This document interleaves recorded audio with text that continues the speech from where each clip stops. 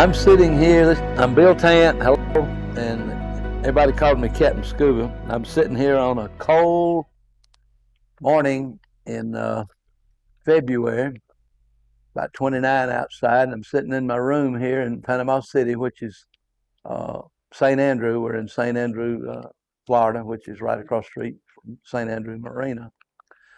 And we're going to reminisce over all these artifacts and things that takes us on a trip through the diving history.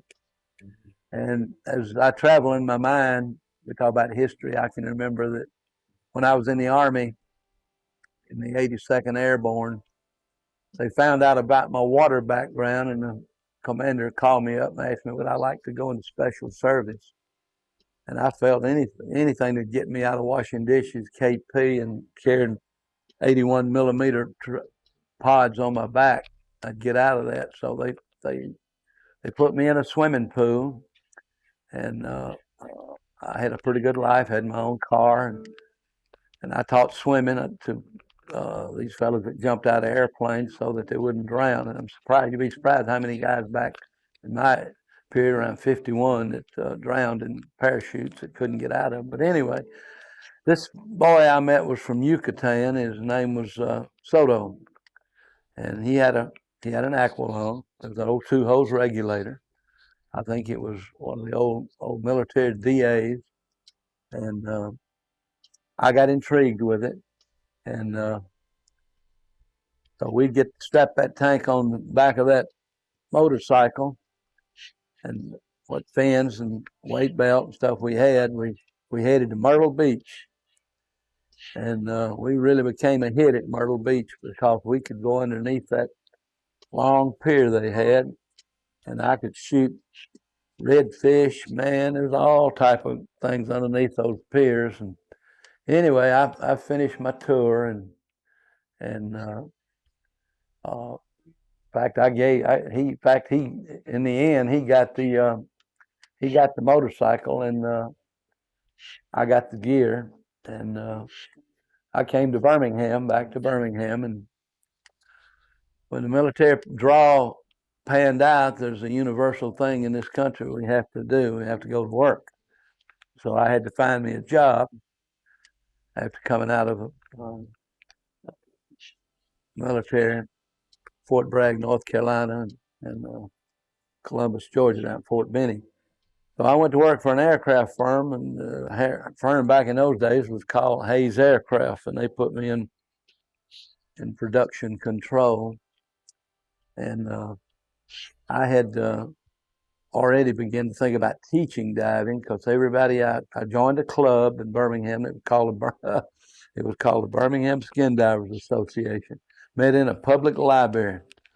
Very unique. We had 19 members, one tank, one regulator, and that was all my stuff. And we'd go out to an old lake in Birmingham. It's well known among the diving trade, like quarries are, called Ketona Lake. And I'd go out to Ketona, and everybody would come out there, and I'd get in chest deep of water, and they would all stand in line, and I would put the tank underwater, and they would breathe off of it with a mask, and I'd give them all until the thing gave out of air. And then I realized I had to buy me an air compressor, so I bought an air compressor, and lo and behold, my sweet mama in Georgia, God bless you, mama, she pumped tanks for me when I was at work at Hayes. And then I began to, interest began to grow and grow, and I said, I got to get me a building.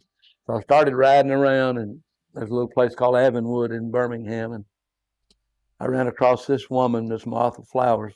God bless her. What a fine person she was. And she rented me the building at a screaming $25 a month.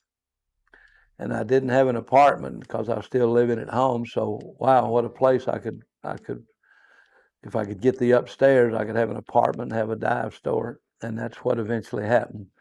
And I opened that dive store in 1953. And fact is, I bought my first equipment from Roland Revere out of New Orleans. It was Roland's Hardware and Supplies. Him and his dad had a store down there, and they'd ship it on Greyhound. And I would go down to Greyhound office and depot and pick up the gear. Well, I started thinking about classes, so I started getting people taking classes, and by taking classes, you got to have fins, you got to have masks, and you got to have everything. And from there on in, it started mushrooming. I became the first distributor for U.S. divers in the South, and one of the first. And their rep in those days was a friend of mine named Don McKenzie, who later on became a very close acquaintance of mine. And he set me up on an outstanding open credit of $1,000. And I began to grow, and I had to do my own promoting. There was no, the phone never rang. It's like in my book. No one ever came in and bought anything. It was what I had to get out and skull up to go. And then I started.